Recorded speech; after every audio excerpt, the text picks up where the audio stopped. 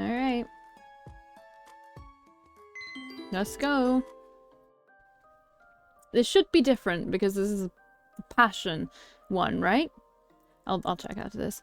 A sense of dread and defeat hangs over us. I keep looking at my fingers, willing them to spawn my thread, my ability, my livelihood. But nothing is appearing. It's really gone. Kane is holding a pack of ice against the back of his head. He looks even more pissed off than I am. I guess I can't blame him. Everything is worse off for him.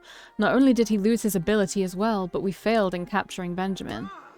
God damn it! Kane yells and kicks at the coffee table. I was supposed to be immune! I can't even tell him to knock it off because I understand his position very well. Eric is sitting next to Kane, his hand cupping his chin, deep in thought. Is this...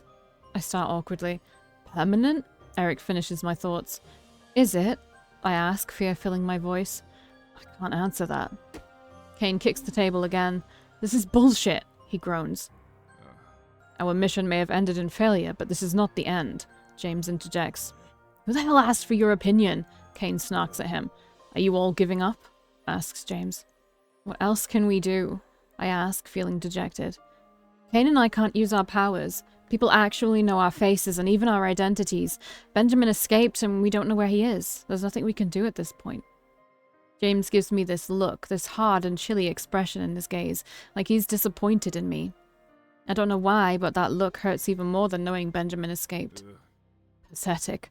Continue sitting here feeling sorry for yourselves. I'm not going to interrupt your pity fest. With that, he turns around and walks out of the cabin. What are we gonna do? Asks Kane helplessly. Julio knows who we are now. I look down at my hands, unable to answer that. We were unmasked in front of a ton of Julio supporters, not to mention Benjamin himself. It'd be dangerous for us to go out, especially now that we can't defend ourselves. I can't believe he said all that, Kane murmurs, calling me filth. I tense up in response. Kane, that's not your dad anymore, I tell him. After seeing him tonight, it's safe to say that the dad you once knew died that day as well. This man is not your dad anymore. Don't you think I know that? He snaps at me angrily. He gets up from the couch. I'm going home. Wait! I tried to stop him, but Kane quickly leaves the cabin. Now I feel bad for saying what I did. I didn't mean to make him run off. Eric suddenly gets up from the couch as well. And where are you going? I ask. This is all my fault. I created this thing, and now both of you have lost your powers. Oh, come on, you know that's not your fault at all, I reassure him. But it is, Valkii, and I'm going to find a way to get your powers back. He stares at me with these stubborn eyes. I promise you. With that, Eric also leaves the room. Valkii, are you alright? Asks Eok, coming forwards. I don't really know how to answer that. I don't think I am, no. I reply honestly. Is there anything we can do? Eok looks slightly hopeful. Forrester Inc. told us to stay home, so I guess that's the plan. I shrug helplessly. What about Lord Veritas' arrival? He addresses the elephant in the room. Forrester Inc. is supposed to handle it. I thought I could help too, but in this state, I'm just useless. I shake my head. I just want to rest. I'm sorry, Eok. I can't even look him in the eye as I walk up the stairs to hide in my room. The next day, there's no one around in the cabin. Kane left to his own place, Eric is holed up in the basement working on something, while Eok and James are most likely training. I honestly don't know what to do. I could barely get any sleep last night. I lost my powers and I feel very vulnerable, not to mention disappointed in myself for failing the mission. We had everything worked out, but it still went up in flames. The door to the cabin opens up and in walks Eok. He hasn't changed back to his original form. Good morning, Valkii, he greets me cheerfully. Prince James asked me to fetch you. Oh, hello, Eok. Have you had breakfast yet? Yeah. I did. One of those yummy bread rolls Eric made for me, he answers with a grin. You can take off that ring, you know, I mention. He's still wearing the glamour. I know, but after yesterday I realized I should train in this form as well, he admits. I wasn't able to be of much use. Don't say that. You were incredibly useful, I cheer him up. Then his gaze softens as he looks at me, shoulders slumped. How are you feeling? You must be really worried about me if you keep pestering me about it, I joke. I am, he answers plainly. He then raises his right hand, staring at the back of it. I wanted to ask last night, but I felt a sting and the symbol disappeared. What does that mean? Oh, I say while raising my eyebrows, I broke the oath. You broke the oath, he repeats. Fragments of yesterday race through my mind. The moment I ended the oath, the exact time James swooped in to save me from falling to my death. James calling out my name. Wait, yeah. See, I noticed it right away, girl, but I wasn't the one falling through the air, I guess. I've been so preoccupied with losing my ability and failing the mission, I totally forgot about this part. I had to. I was gonna fall from the building and James leaped after me. We'd have both died otherwise. Prince James leapt after you, you say? Eok looks curious. Quite heroically, I admit. Eok smiles to himself. Wish I could have seen it for myself, he mutters quietly. What's that supposed to mean? I huff. You want to see me die? No, he hastily denies. I mean, I would have liked to see Prince James risk his life for you. Well, it's not the first time. Pieces of a puzzle start falling in line as I repeat that sentiment in my head. It's not the first time. You must be very special to Prince James if he put you ahead of his own life, Eok smiles. Special? I repeat, baffled. It's nice to see him be protective of someone other than his own family. I stare down at the kitchen counter, deep in thought. Isn't it funny? He was the man that kidnapped me, yet here he is, making sure I don't die. Valkii, I was also the man who guarded you and kept you prisoner. Eok reaches out his hand towards me. Right now, he's not under Lord Veritas' control. We have a choice in what we do. Maybe he's trying to make amends. Do you think that's his way of making amends? Protecting me? Eok shrugs. I don't know for sure. Prince James guards his feelings very well. That he does, I agree. There's suddenly so much to think of. Are you coming to train with us? Eok asks cheerfully. Oh, I don't think so. I just want to be a potato. Potato? Eok looks at me funny. Never mind. I'm going to watch some TV. Alright, please take it easy. Eok disappears from the kitchen and goes outside to resume his training. I plop down onto the couch in the living room, ready for a day of nothing, sulking in my misery. As I switch on the TV, my mind loses focus, wandering off into directions I don't want it to go. What became of Benjamin? Where did he go? We're never going to find out answers like this, whether he killed my parents or not. Is he still planning to attack tomorrow at the parade? I'm too absorbed in my thoughts that I don't notice someone approaching me. Splash. All of a sudden, I get dunked on by a bowl of water. What the hell? I yell, getting up from the couch, soaked to the bone. James tosses the bowl to the side with a sneer. You train with us, he states. No skipping. What is wrong with you? I yell. James takes a second to answer after checking his own body. I appear to be in perfect condition, he answers. I didn't ask about your health. Why did you soak me in water? You needed an intervention. Intervention? Why? Eok told me you wish to be a potato. I have learned that it is a vegetable in your world. You are not going to be a useless shrub under my watch. I throw my hands up in the air in frustration. Now I'm all wet. Not to mention the couch. Ugh. It is sunny outside. You will dry up in no time. Do you have to have a response for everything I say? I quip at him. Affirmative. Up yours. James cocks his head to the side. Is this a seduction technique? I am starting to learn more slang from your language, but it... I push James away as I walk past him in a fury. I open the kitchen cabinet beneath the sink to take out a bucket. I turn on the sink and start filling the bucket with water, patiently waiting until it's full. What are you doing? Asks James as he creeps up on me. Nothing, just checking the temperature of the water, I reply sarcastically. When you're done, we can Splash. Arms crossed over his chest, James is dripping wet just like I am. Resume training. He finishes his sentence. His eyebrows lower in anger, but I match his expression perfectly. I am pissed. You are coming with me, he says. No. I reject the idea as quickly as possible. James reaches for my wrist, but I quickly dodge his attempt. Frowning at my movement, James tries to grab my arm this time. I jump back and shake my head. At this point, James no longer cares and gets into a fighting stance. I match his movements as well. He lunges forwards, managing to grab my arm. I elbow him in the stomach and twist and turn, freeing myself from his grasp. I run towards the living room. Well, they're just having a little fun now. I dash around the couch, providing myself a barrier between us. Do you really think you can run from me? He asks in this dangerous tone. I very well can, I answer stubbornly, feeling more confident with the barrier between us. Except James really doesn't give a damn and hops over the couch, landing on the coffee table. With wide eyes, I dodge roll to the side as he tries to jump on top of me, narrowly escaping certain doom. Except James leaps forwards like he's playing in a baseball game and going for a home run. He manages to catch my ankle, tripping me up. I fall on top of the couch and try to free myself by pulling my leg away from him. He's got such a strong grip. Ah! I shriek as he pulls me down from the couch onto the floor. I am not letting you get away, he says with a huff. A swift kick to his chin shuts him up all right. I can feel bad about it later. Now I'm scrambling to get to my feet once more and run away from him. But James is much quicker than I am, gripping my wrist, forcefully spinning me around. Let go, I demand. Why are you resisting? He asks me instead. Not wanting to answer, I lift up my right leg to kick him in his side. Except he effortlessly blocks it. The block makes me lose my balance and I fall backwards. James tries to keep me steady, but I use the momentum to pull him down with me onto the wet couch. Droplets of water slide down his black hair and splash onto my cheek as I look up at him. I struggle against his body, but he's got me pinned down. Why should I train when I don't have any power? I whine. James releases my wrist and lifts up his right hand, showing me the bracelet he's wearing. Do you think you're the only one? He grunts. Were you not the one who wanted to learn how to fight without having any power for yourself?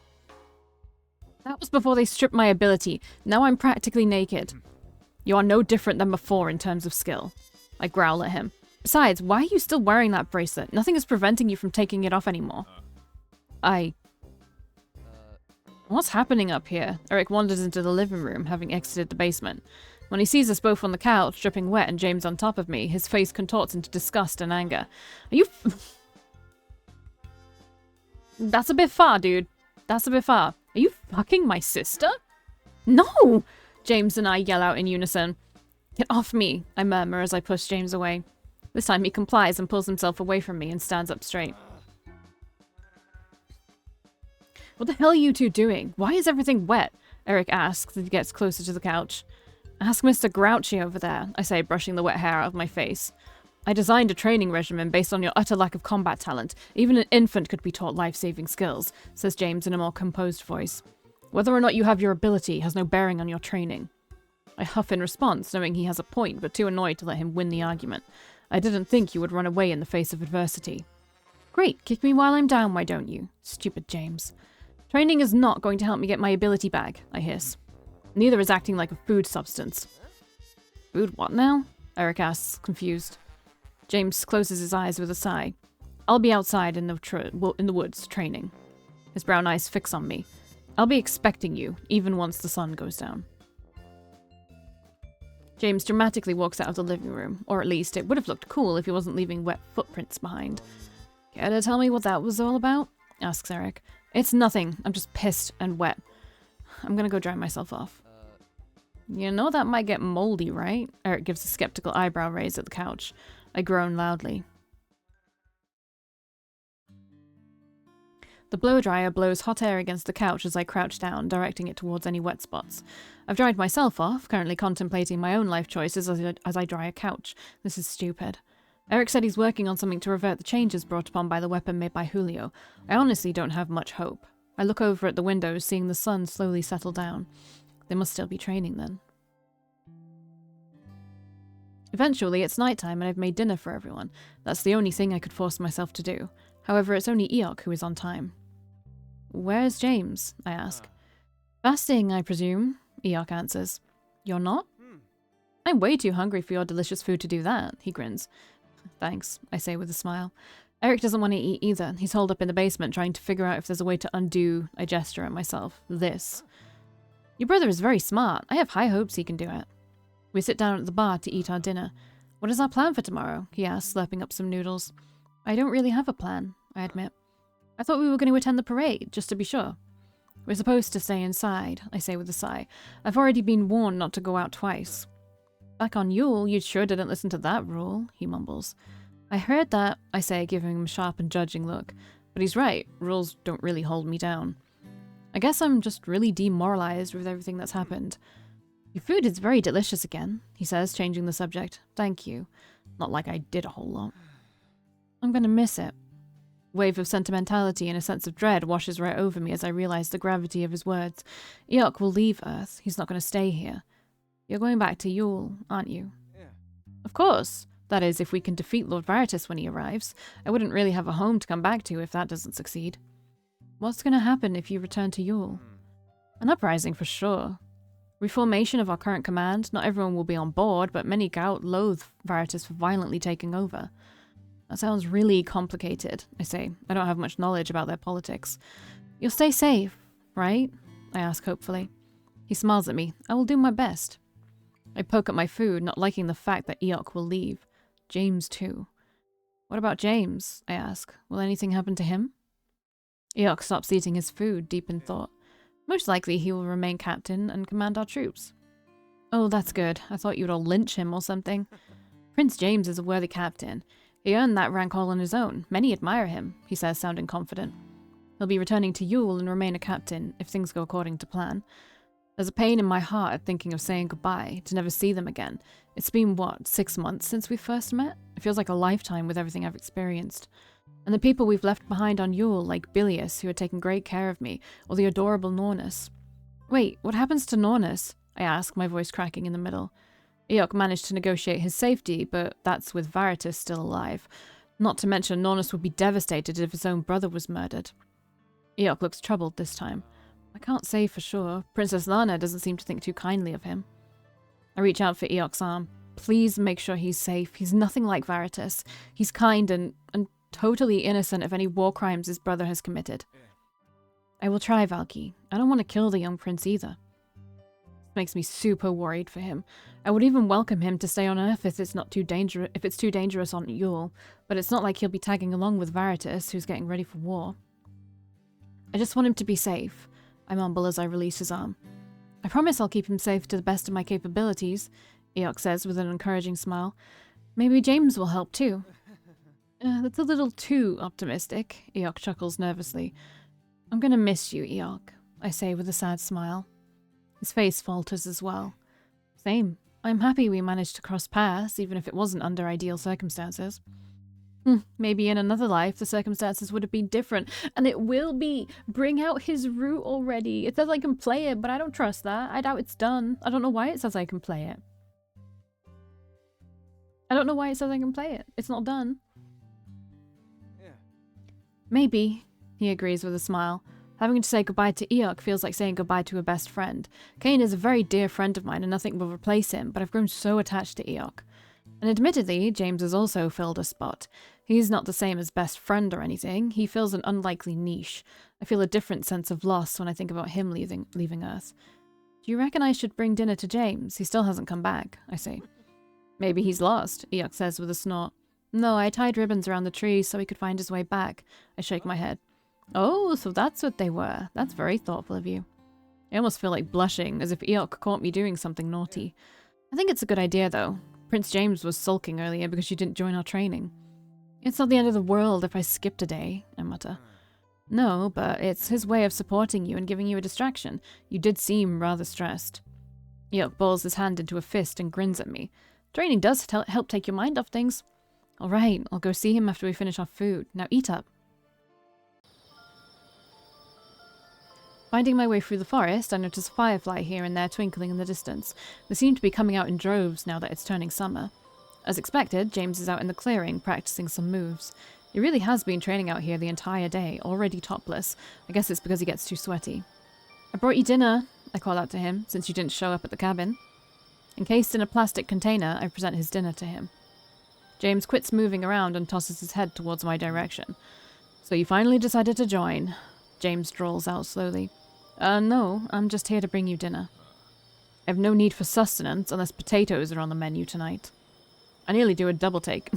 Yeah, like what? Is he insinuating he wants to consume me? Sexually? No, wait, this is James. Don't seduce me. Excuse me? I ask. James walks over to me, his strut seemingly premeditated and alluring. I'll be making quick work of you. What the fuck are you saying to me right now? I gulp loudly. He seems angry that I didn't join the training. He's just gonna try and punch. This is not gonna be romantic. He's just gonna try and train with her. What kind of work? Please stop looking at me as if you're going to devour me. If you think that's an appropriate punishment, then I will oblige. What? I stutter, flabbergasted at the way he's acting. He pushes a hand through his black hair and flicks it away from his eyes. You didn't show up for training today. Don't think I'll take it easy on you. Alright, fine. I shouldn't have skipped today, I admit. Please stop staring at me like I'm a piece of meat. It's unnerving. Kinda hot, though. No, it's not! The day hasn't ended yet, James so happily surmises as he gets into a stance. You really want to go at it right now? He's getting on my last nerve. Take your best shot, he says smugly. I growl at him. I do warn you, he says with a confident smirk. This time I won't be holding back. I throw the container onto the grass with a huff and what's this music, man? And launch myself towards him with an extended fist. James easily parries it and pushes me away, immediately throwing a fist in my direction instead. I dodge it and retaliate by getting closer to him and striking his chin with an open palm. It barely even fazed him. Instead, he stares down at me, smirking. Good, use that untapped rage of yours. Stop being so smug, I yell and try to knee him in the stomach. James catches my leg and uses his brute strength to flip me up in the air. I spin once and fall down to the ground. Miraculously, my hands touch the dirt first, and I manage to boost myself away from a disastrous tumble, landing on my feet. Okay, not gonna lie, that was pretty fucking cool. I grin at him, feeling my heart pounding. Crafty, he says, impressed. He doesn't give me a second to enjoy it as he charges right at me. James really doesn't hold back. His punches and kicks legitimately hurt, even though I managed to block most of them. I can never land a good hit on him. He's always either dodging or blocking. But for some reason, even though I'm getting my ass handed to me, I'm enjoying it. I may not provide much of a challenge, but I feel like my spirit is coming back to me, my will to fight. My heart is racing and my lungs are begging for oxygen. I'm giving it my all. It is exhilarating to only focus on blocking the next attack. I catch a glimpse of James's face. It's so intense, but he is unmistakably enjoying himself to the fullest. The fireflies glowing in the background feel like an audience to our dance in the forest. But even a dance has to come to an end. James does so by pinning me down into the dirt, his arm thrust against my throat. My chest heaves up and down as I catch my breath. His does the same. His eyes gaze at me fiercely, hungrily. What is with him tonight? Like, what the fuck? Maybe he really did want to eat a potato. The lull of James's heartbeat rings through my ears. He eventually removes his arm from my throat. Well done, is all he says. Satisfied? I ask, looking up at him. Never, he answers gruffly. A rush of emotions course through my body, mostly hormones, thirsty ones. At this point in time, I really wouldn't mind if he devoured me right here and now. Which is why there's a visible look of disappointment on my face when James removes himself from me and stands up straight, taking away all that energy and fire I was feeling before. He extends a hand towards me, which I take. James gently pulls me to my feet. I feel as light as a feather when he handles me, like it's no big deal for him to deal with me. I wipe the sweat from my brows. My clothes weren't exactly fit for training, so I've just stained them with sweat. Not a very sexy look or anything. I admit, this did lift up my mood. When I got out of bed this morning, everything felt bleak and hopeless. But if even James is here to cheer me up, well, I'll take it. Thanks, I tell him. James turns his back on me to scavenge for his dinner in the grass somewhere. For what? Just for being you. Picking up the container from the ground, he whirls around to face me. That's an odd thing to be thankful for. I shrug my shoulders at him, then I plop down at the base of a tree and lean my back against the bark to rest. It doesn't even surprise me when James sits down next to me, already eating his cold noodles. I look up at the stars through the lush foliage from the trees. Somewhere out there is Yule. Everyone will be returning back to it. Eok and James will no longer be here. I feel lonely. James, I call out for him. He grunts in response to indicate he's paying attention, but his mouth is full of food. Why did you say my name? Cough, hack, wheeze. James pounds on his chest as if he tried to bite off more than he could chew. He swallows whatever was stuck and clears his throat. I don't know what you mean, he denies. I narrow my eyes at him. You yelled it. Everyone in the entire ballroom heard it. In fact, I'm pretty sure you compromised my identity by yelling my name at the top of your lungs. I'm sure there are more Earthlings with that name, but I don't think so. Says awkwardly. What name? I ask coyly. He frowns at me. Your name. And what would that be? I bat my eyelashes at him. James tears his eyes away from me and focuses on his food, remaining silent. What, really? You're not going to say it? He slurps up a noodle. Why would I say it? To indulge me? Don't I indulge you enough? Well, kind of.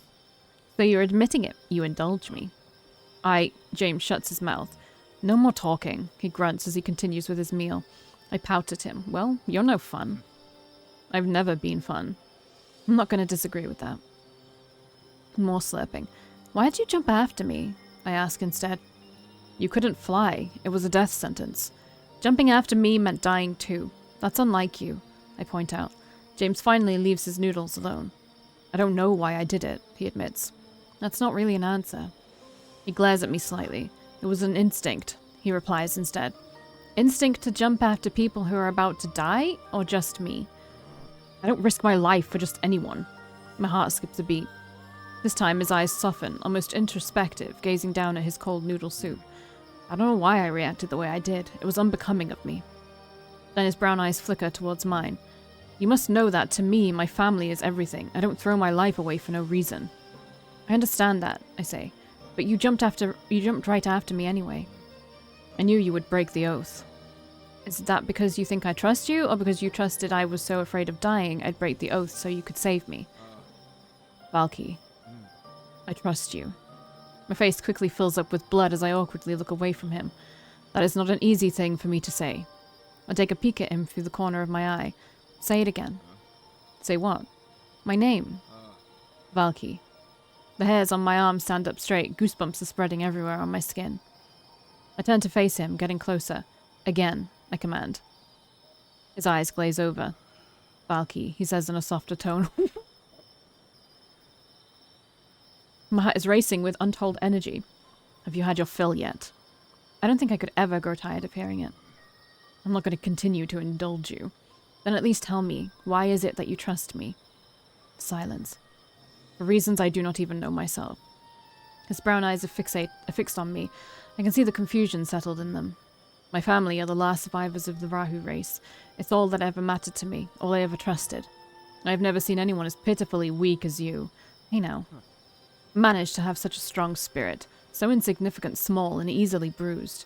James brushes the back of his fingers along my upper arm, where a bruise has started forming from our sparring earlier. Yet you thrust yourself in front of stronger beings if you believe that's what's right. He closes his eyes with a deep exhale. I trust you want to do what's right. Why does this feel like a huge compliment? You've never shown me any fear when your life was in my hands, so why should I? That's not entirely true. I was definitely scared for a while, but my pride would never let it show. I was scared of you at the start, I admit. But I'm very good at pushing boundaries. James gives me a genuine smile. I'm not going to disagree with that, he says, echoing my earlier statement. When I catch a glimpse of the bracelet on his wrist, a twisted feeling emerges inside of me. Why are you still wearing that? There's no more oath. You can take it off. James raises his right hand, the bracelet reflecting the moonlight. This is a symbol. A symbol of what? A symbol of whether you trust me in return. I bite back my tongue. Really? That's what he thinks? I wrap my fingers around the bracelet, startling James. I unhook the strap and slide it off his wrist, letting it fall into the grass. James is stunned for a second, unable to process that I've let him go. Then he places the container onto the ground and lifts up his arms, rubbing his wrist with his hand where the bracelet used to be. Why was it even in question whether I trusted him or not? It should have been obvious. Why? He asks, sounding genuinely surprised. Why not? I fire back at him. I have done you wrong on so many accounts. My actions are unforgivable. I have so many past regrets. He sighs. I've been a monster. I don't think you're a monster. Not anymore, I acknowledge. I think you're capable of doing good and making amends. Nothing I do will make up for the things I've done. No, you're right, but you can move forwards by learning from your mistakes. He leans in closer to me. It's conflicting. It was a horrible deed of me to take you with me to Yule. However, I don't want to consider meeting you as a mistake. Oh, Lord have mercy. That look from him just about kills me. You have affected me. I swallow all of my hesitations. My feelings cannot be contained anymore. You've changed my world, I reply honestly. James looks sincerely shocked, but then he shakes his head. Within a blink of an eye, he scoops me up in his arms. What are you doing? Look, cause I can't. What are you doing? I yell. Showing you the world. Oh my god, we're gonna fly. I can show you the world. Shining, shimmering splendor. He holds me close to his chest and before I know it, launches us into the air. I cling onto him, my arms wrapped around his neck and feeling the wind flowing around me. We're actually up in the air and really, really high. James swirls in the air, making graceful movements. The air is chilly, so I make sure I'm snuggled close to him. He's carrying me like a princess. I finally dare to look down and see the amazing dancing lights of the fireflies below. Wow, I gasp out loud. It's so pretty. I press the side of my face against James's chest, which gives me this comforting feeling. His heart. It's singing to me, loud and clear. I look up at James himself. He's wearing an expression I've yet to see on his face. He looks excited, perhaps even a little happy. It's so rare to see him displaying any kind of emotion that I silently take in the sight. James starts to descend from the heavens once we arrive above the lake. Pretty! He lands near the edge of the lake and finally releases me, gently putting me down onto the grass. As I disturb the grass, fireflies appear around us, lighting up the area. Look, I say, seeing them buzz around us. The sight is simply magical, or perhaps I'm just infused with the drug so everything feels 10 times more beautiful. James pays no attention to them. Instead, he flies off into the night, creating a powerful gust of wind around us. Okay, see you then. James! I yell out at him. Is he leaving me behind? I see James make a loop in the air, flying above the lake in a controlled manner. He's not leaving me behind. He's simply flying. His movements are so graceful, I'm captivated by him. It's like he's doing some kind of ritual, as each movement seems to serve a purpose, each swerve to the right or left looking like some kind of dance. Oh my god, is he doing a mating ritual? Is that gonna happen now? Because I need to know. He's nothing but a blur in the night sky now. Wait, he's phased. His markings are glowing. James dives into the lake and immediately bursts out of it, spinning around, creating a vortex of water around himself. Water flies everywhere as he finally halts. His markings make the water droplets grow blue as well. He looks so beautiful and mesmerizing to me. My eyes are glued to his form. Slowly, James loses speed as he descends upon the middle of the lake. His feet touch the surface of the water as he hovers across it, watching the ripples flow away from him. The blue markings on his face glow in the darkness of the night. The fireflies around me give me enough light to see what's going on.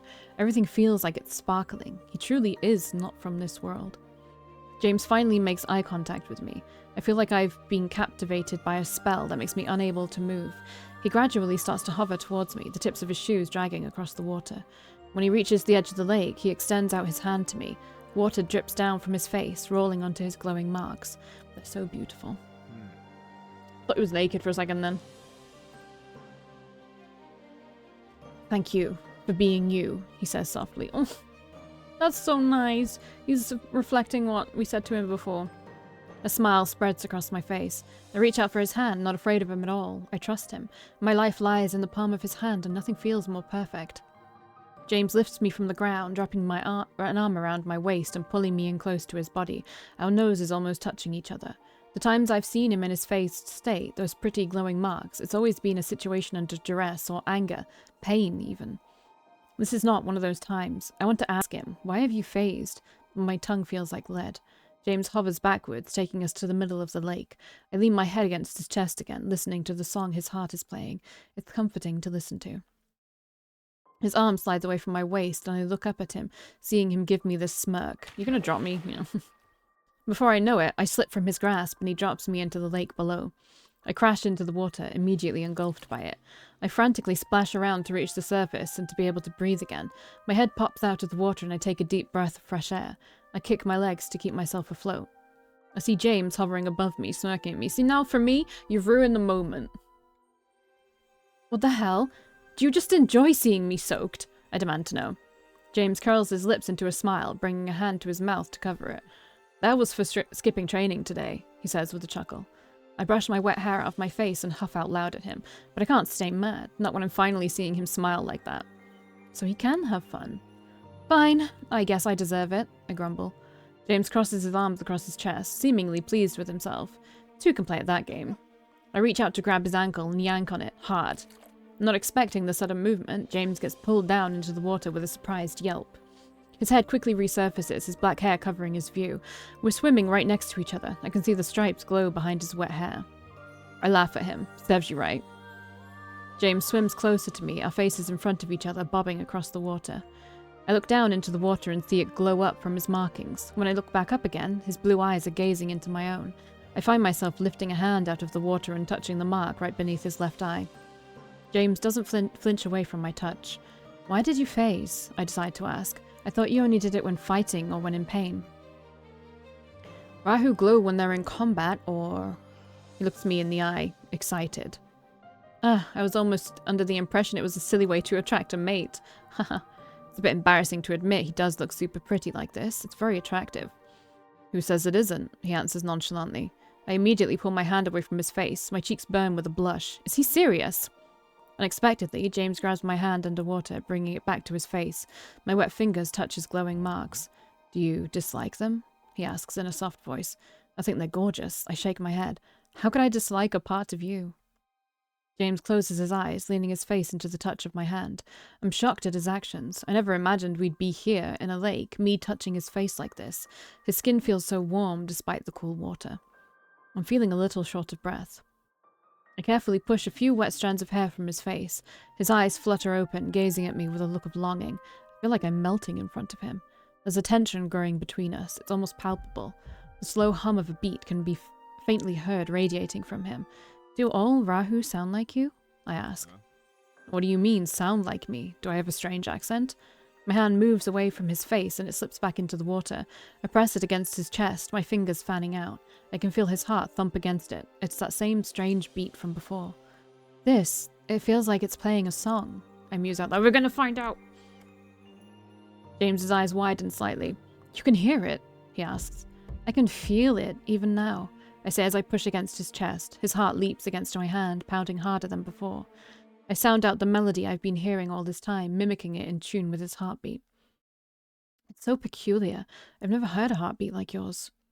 For a moment, it's quiet as the both of us float in the lake. The beating rings louder in my ears. Sudden laughter escapes from James's mouth. I'm shocked to hear it and pull my hand away from him. Think an earthling would, he says with a smile, shaking his head. I'm seeing so many sides to him, it's a wonder to behold. No, it makes sense why you would. I can do a close-up one too.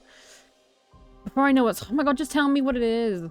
Before I know what's going on, James pushes his palm against my lower back, pressing me against his chest. He lifts us out of the water, the cold wind sweeping past us. We hover above the lake, our feet barely touching the water. It's like we're standing on it. Dunk, dunk, dunk. I'm snuggled against his warm body, hearing the lull of his heartbeat thump into my ears. James starts to sway, still holding me firm, looking down at me with gentle eyes. It's such a stark difference. This song is good. What the hell? Such a stark difference. He used to give me this ice-cold look, like I was nothing but vermin to him. If looks could kill, I'd be dead 1,000,000 times over. Now look at him. His once icy gaze now feels warm and gentle. Even his lips are pulled into what I can only deduce as a smile. This is throwing me for such a loop. I wasn't prepared for this. I wasn't prepared to hopelessly fall for him. James suddenly spins us around in the air. A small vortex appears beneath our feet. He stops dead in his tracks and the droplets fly around us, cloaking us in a curtain of sparkles. I can't help but smile at the pretty sight. It feels like a spell is being cast upon me. I draw in a deep breath and look up at him, at his eyes that feel like they've captivated me. The lullaby beats louder in my ears. Only the strongest and most suitable mate can hear the Rahu's call, he whispers. Call? I ask, feeling entranced. You mean not everyone can hear it? It definitely sounds like some kind of siren pulling me in too deep. James dips me above the water, arcing my back. His hands are keeping me firmly in place. No one's ever heard mine before. Didn't think it was possible. Yet here you are, surprising me once more. I've heard it ever since you took me away, I confess. I didn't realize it was something only I could hear. When I was planning to kill you, I admit, that's when I heard it for the first time. He lowers his face down to mine until he stops right before our lips touch. Do you still wish to kill me? He asks, his tone serious. Not at all, I reply. Oh, here we go. Valkii, his voice is soft and low. My name being spoken from those lips are giving me sensations I never thought were possible. James, I say his name as well. Are you seducing me? I ask, gesturing to the way he's been holding onto me and dancing with me on the lake. All this skirting around the idea of seduction has been going on for months. The many times he's accused me of seducing him, even when I wasn't trying to, the way he said he's not immune to me, being able to hear his call. James wavers for a small moment, eyes blinking at me. Yes. My body succumbs to him, my will is evaporating away. That one word has way more power over me than the manner in which he utters my name. I will stop if you ask me to. But I must confess, I have a hard time controlling myself around you. Control in what way? I say things I don't wish to say. I find myself gazing at you when you're not looking. Before I know it, I seek you out. I can't believe how brutally honest he is about his own feelings right now. I'm getting embarrassed from him. Perhaps I was merely imagining your attempts at seducing me. Perhaps I just wanted it to be true. I'll admit I subconsciously sought you out as well. I wanted your advice. I wanted your help. I look up at him, feeling my breath being taken away. I wanted to know more about you. Oh, he's washing! His blue eyes flash brighter for a split second, his cheeks becoming distinctly red. His lips transform into an awkward smile. Then, shall I continue? He asks as his hand travels up my back. I bite down on my bottom lip, trying not to jump at the chance. Yes, I answer. May I kiss you? He weakly asks me for permission. To me, that's the single greatest idea he's ever had. Get in there, lass. Oh, pretty! Cute. She's not wearing the outfit that I gave her, but whatever. I think you can, like, choose an outfit to appear in certain CGs. This outfit's super cute, though, so I don't really care. I close my eyes and don't hesitate at all. I press my lips against his and throw my arms around his neck. His markings flash a bright blue, more intense than I've seen before. James pushes back against me, but it doesn't feel like he's sucking my lips. It almost feels like I'm sucking energy out of him. It's a warm, tingling feeling that flows down all the way to my toes. My head is spinning as our lips move together. His kiss is leaving me tingling all over. Something builds up inside of me, something warm and familiar. It's telling me to keep kissing him, to not let go.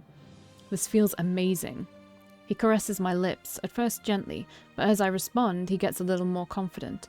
I pull away from him for just a second so I can get some oxygen flowing to my head again, but James is impatient and immediately crashes his mouth against mine, kissing me harder than before.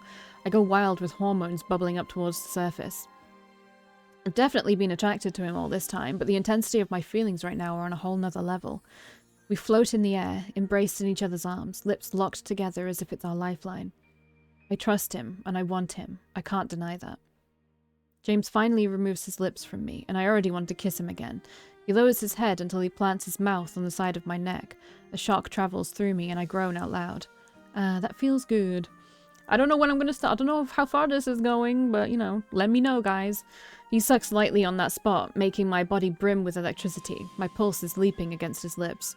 I didn't realize that aliens could kiss so godlike. It's just like his first fucking time kissing someone too, right? James's lips parts his lips, and I'm suddenly struck by a sharp pain. I feel like I'm being infused with something as a certain fluid crawls underneath my skin. What the fuck, is he a vampire? What happened? Ah! I yell, pulling away from him. I touch the spot on my neck and notice blood. It stings. Did you just bite me? I ask, stunned at the revelation. James slowly blinks at me, startled at my reaction. Affirmative, he states in a matter of fact.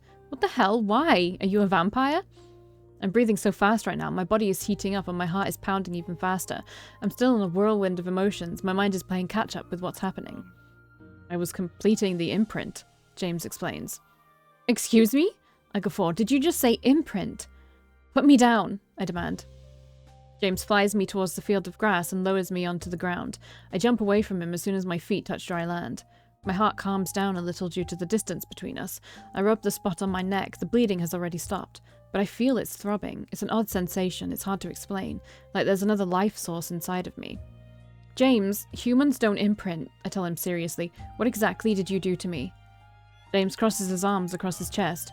I did what any Rahu would have done in this situation, making sure the bond is completed and marking you as mine. My eyes just about bulge out. It's one thing to be making out with an alien. It's an entirely different story to have that alien try and take ownership of me. What do you mean, yours? James frowns at me. I don't know why you're being so difficult. You agreed to it. I didn't force you. I didn't ask to be bitten or imprinted or whatever you were doing. Take it back. He huffs at me. I can't take it back. It's completed. He looks insulted. I don't care. I didn't consent to any neck biting. He stumbles. You knew Rahu mate for life. He did in fact tell me this a while ago. We didn't mate though, I say with cherry red cheeks. Unless kissing is a mating ritual for them? Oh, I feel bad for him. Oh, I feel bad. Seeing James's own embarrassed face, I realize that yes, kissing definitely falls under that umbrella. I run my fingers through my hair in a panic. No, this can't be happening. I've come to terms with my feelings for James, but to suddenly be thrust into a lifetime commitment? See, I get both sides. Like, yes, that's, like, not the way humans do things. I mean, typically, we do mate for life, but it's not in this way. You know, we are monogamous. Typically, not everybody. Typically, I know I am. Typically, we are monogamous, and typically, technically, hopefully, you should be bound to that one person that you like for life. that you love for life. That's what, like, marriage is all about. Although you don't have to do that, obviously. But with them, it's like, even kissing is, like, the start. Like, you would only kiss someone that you knew you wanted to be with for the rest of your life. So, yeah. I get both sides. Like, they just don't know each other's culture. Even though she's tried to explain that kissing isn't a big deal in their culture. And they've said, hey, kissing is kind of a big deal in our culture. Like, we don't do it in public and stuff like that. So there have been things that they've said that have made it clear that they're both different in that respect. So they really shouldn't have gotten... I think it's fine. It should be fine, but in this moment, I can tell, I understand why she's upset and why he's embarrassed. And probably hurt. Do Earthlings not? James asks awkwardly. No, we don't. Usually you're in a relationship for a few years before you get married or something. You date around first, multiple people even, I explain in a frenzy. Have you been with multiple people? He asks. Whatever your past may have been, it does not matter, he says dismissively. That's not helping your case, I fire back. Are you rejecting me? He asks, deadpan. No, I mean, but... I can't come up with a coherent sentence. I squeeze my eyes shut. This is just overwhelming. Give me a moment. Alright, breathe in, breathe out. My mind is spinning. And that kiss has no right to feel so good. I'm aching to just throw everything to the wind and kiss him again. Just take me back to the cabin, I say, extending my hand to him. Surprisingly, he obliges without further comment and pulls me against his body before taking flight. You should really ask what this entails, like if there's any side effects with it. Once inside, I pace around for a bit as James stares at me with his normal brown eyes. I can't undo it, he says. I bite down on my thumb. I did not realize you had no intention of being my mate, despite your confusing actions. Look, James, while I'm not exactly rejecting you, it is quite a big deal to suddenly spring this on with me without telling me about it first. He's pouting. James shyly averts his eyes. I admit I only have rudimentary knowledge about the proper way of bonding. There weren't any adult Rahu around to teach us in full, he admits. He holds a hand over his heart. But I do know that if you hear the call, then you are the best mate for me, even if you aren't Rahu.